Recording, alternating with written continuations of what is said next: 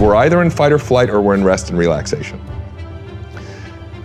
Through my journey, what I realized was the only cause of that switch to be flipped was my own thinking.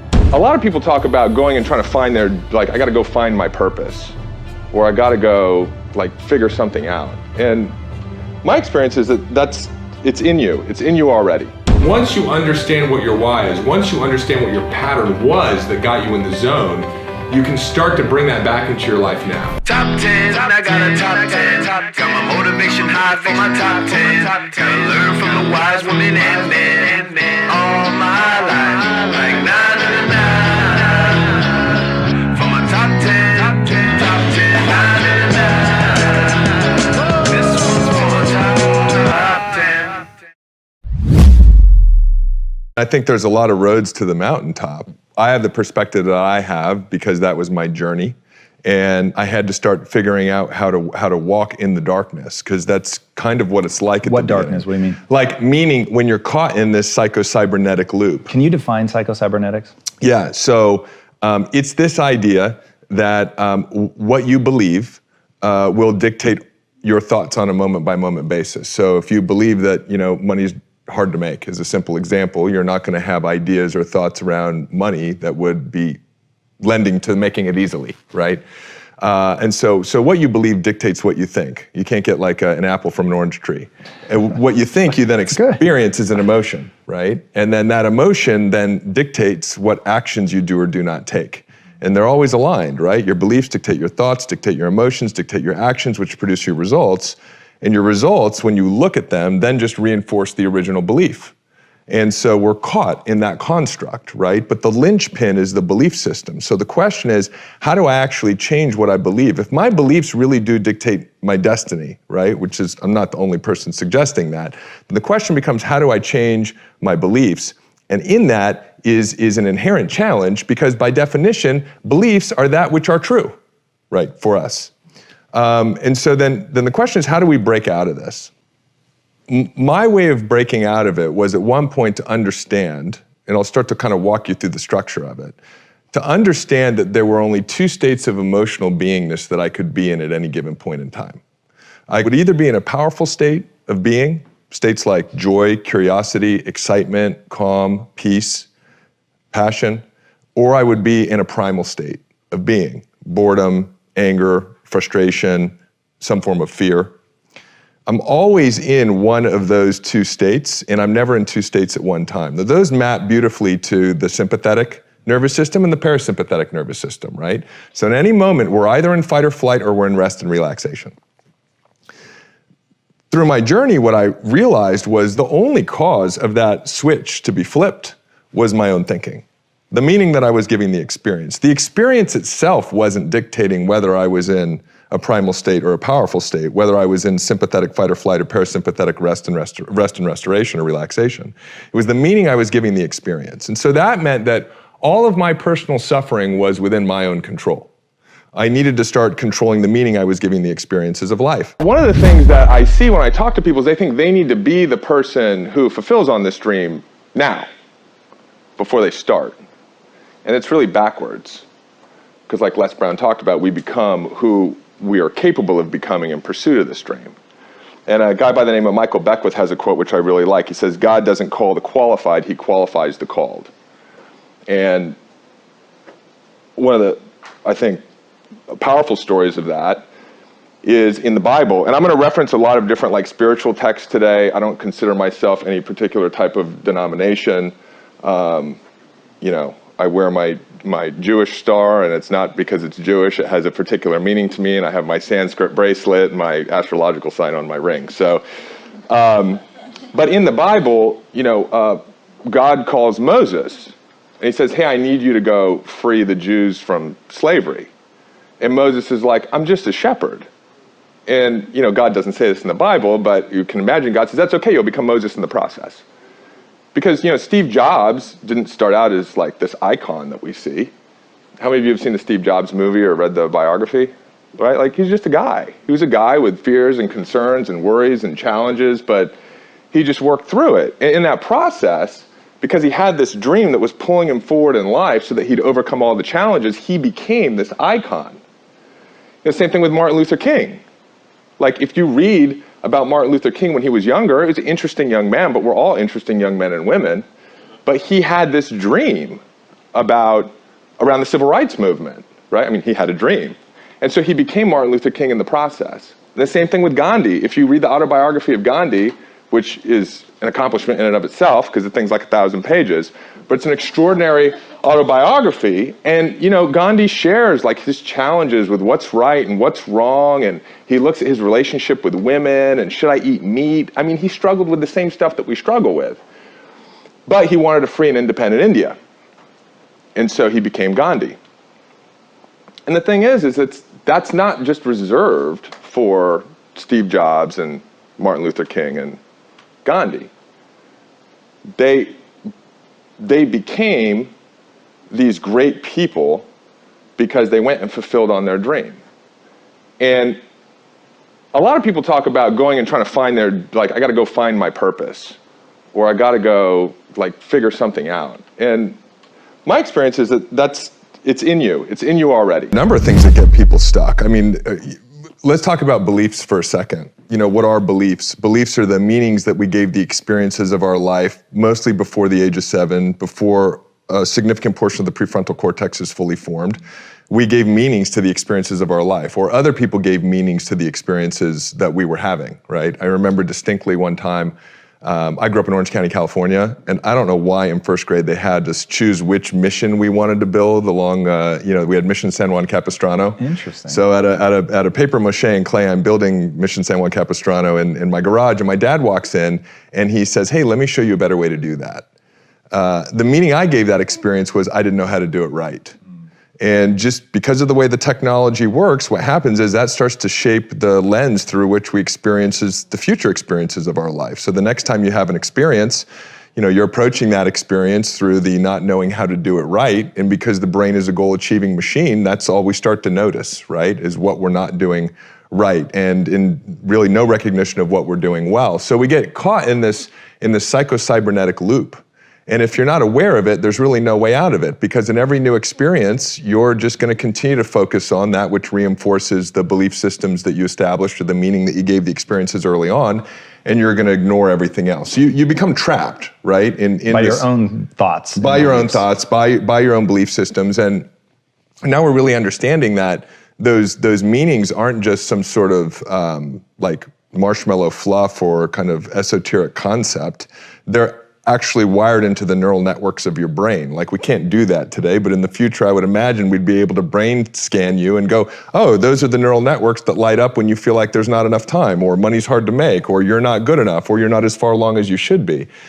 And for years I struggled in the current model of personal growth, because it's one of those things where like the current model lends to self-awareness. And when I'm speaking on stages, I say, how many of you are aware now of your limiting beliefs? And everybody raises their hands. I say, how many of you have done the events, you've done the programs, you've done the coaching, you've done the different protocols, you've done the modalities? And make no mistake, I'm not criticizing them, right? This is an evolution of our own ability to change ourselves.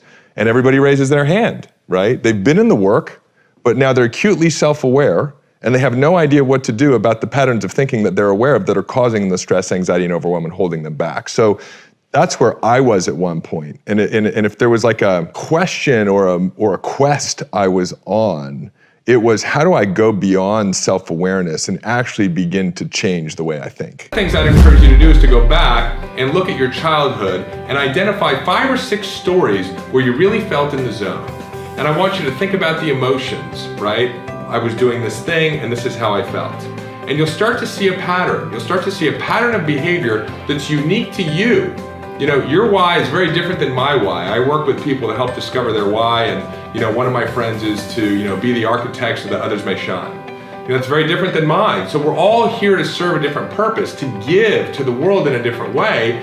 And once you understand what your why is, once you understand what your pattern was that got you in the zone, you can start to bring that back into your life now. And at some level, you're doing that now. I mean, if we weren't living according to who we were, if we weren't expressing ourselves authentically at all, we'd be dead. We'd be completely cut off from spirit. Because really, this story of the human story is about spirit coming into the body. The challenge in the story is that the body has a particular operating system in the way that the brain operates and its survival mechanism, and we get confused. You know, we think that there's this world that's out to get us, as if we're still living in the wild today, and we're not. And that distracts us from being who we authentically are. We start living life according to these definitions or these beliefs that we accumulate along the way. So getting back to your why, looking at those patterns of when you were younger and identifying where you're at now is very, very important. And like I was saying before, you'll find that you're doing it now. You know, you'll find aspects of the job that you're in, or the relationship that you're in, or the hobbies that you have, or whatever it is that you're doing in your life, where you are expressing yourself authentically, but you'll find other areas where you're not. And it's important to continue to move more and more and more into alignment with who you originally were, because ultimately that's how the universe starts to work in your favor. That's how life just happens. That's how we create this coincidence and people just show up and opportunities just show up. You know, you ever look at somebody and you go like, man, they have all the luck. It's like, no, they don't have all the luck. One, they put in a lot of hard work, and two, they know who they are. So they're able to pick out the different opportunities that are in alignment with who they are. If you could kind of like go back, what do you know now that you wish you would have known then? It really comes down to what I teach today, which is being aware of how I'm thinking. Self-awareness. Yeah, self-awareness, and also understanding then that really whatever I want to create in my life is possible, as long as I'm applying intelligent thinking and as long as I'm taking action and not spending time in self-doubt, stress, anxiety, overwhelm. Yeah. But the journey over the last 20 years has been a realization of that, Yeah, right? So interesting. at some level, you know, I would never want to shortcut that experience because it's led to where I am now. Right. But if I could go back 20 years and take the knowledge I have now around what's possible and how to create it, that's the thing I would bring back. It with would have me. killed it, yeah. In a powerful state, you're connected to creativity, to inspiration, to vitality, to energy. Health automatically operates. Everything that we want is in a powerful state of being. When you're in a primal state, you don't have access to any of that. So when entrepreneurs say to me, for example, what's the number one thing you would suggest to grow my business? I would say notice by moment what state of being you're in, and use whatever tools or technologies you have access to move back into a powerful state. That's where things just unfold. And I'm not saying you don't have to take consistent action and work your ass off to create success, but you do it from a powerful state. It's very hard to do it from a primal state. Experienced in my life, and what I see in talking to a lot of people, whether it's friends or coworkers or employees or family members, is that at some point along the way, we get confused and we misunderstand who we are. We start building this false sense of self around all the stories and all the labels and all the things. And we start living our life that way. And we get confused about how life works, how we interact with life. And we start living much smaller than we really are. And so we start giving ourselves away. I remember when I was young, what I wanted to do, I always wanted to take interesting concepts and present them in a beautiful creative format. That's what I wanted to do. And for me, when I was a kid, that was making movies. And I remember sharing with the career counselor and sharing with my dad and sharing with other people that I wanted to make movies. And the feedback was always the same. It was like, well, you can't really make a living doing that. It's like 1 in a million. And so as a young person, I was like, oh, okay, well, like, I don't want to do something that's 1 in a million that I can't really make money at. So then I got into advertising. And then from advertising, I got into working in the internet. And I got further and further away from like what was my authentic self-expression. And what I see is that we do that. We give ourselves away because we don't know any better as young people. It's like when your parent tells you something or a career counselor tells you something, you just sort of believe it. And so when we do that, we start to move away from our dreams. We start to give up on this beautiful thing that we're here to give birth to in the world, and then we get stuck because we don't have that dream in front of us anymore that allows us to overcome all the challenges in life, right? That pulls us into it. That's the thing that allows us to grow. And we get stuck. And so I talk to a lot of people in their 30s, in their 40s, in their 50s, where they say, yeah, I just feel stuck. Like this isn't the life that I imagined living when I was younger, and I still have this vision of like how I could be living my life now, and it's not how I'm living life, and I don't really know how to bridge that gap. And that's this misalignment, and that's when we suffer. We all have different gifts and talents. I happen to be a good speaker. I'm very articulate. I have a great presence. I'm inspiring. I'm a great problem solver. I know how to take complicated concepts and simplify them. Those are my gifts. Well, it just makes sense that if your creator gave you these gifts, he or she probably intended for you to use them. And most likely it was for bringing your purpose or bringing your dream into the world. So what is it that's unique about you? What is it that people, go ask 3 friends. So, what is it that's unique about me? What skills or gifts or talents do you see in me that you think are unique to me? Identify what those are, and then again, look at your life. Are you in a position where you're able to leverage them? If the answer is no, you may want to reconsider what you're doing, or who you're spending time with, or what activities you're engaging in. That would be like being a phenomenal basketball player, but going out and trying to play golf. You need to be on the court. You need to be in the right game. We are a vehicle for the expression of universal consciousness or higher power or God to come into the world and create. That's what we're here to do. We're creators. And when you start to get this perspective, everything else you go and read makes sense, and none of it made sense before. Because what are we made in the image of? This higher power. What does it do? It created us. Okay, so we're in the image of it, we create. That's what we do. We are a channel for it to express into the world. And I use the word powerful for the Powerful Living Seminar. And I had to come up with a name for the seminar because, you see it on a flyer somewhere and it's like, live your life and, don't be stressed out anymore or overcome, the challenges that you're having in your life. I can't be like, hey, come to the seminar and discover that you're consciousness itself. I mean, you can, because some people will show up, but I want to bring this work to everybody. Because when you understand this, it transforms your life. Because things like fear and worry and anxiety make no sense. I mean, when you wake up as the creative power of the universe and you understand your expression for that on a daily basis, you're not worried about what your boss thought. You're like, how do I go express myself? That's what I'm here to do. Most of the things we get through in our life, but while we're spending time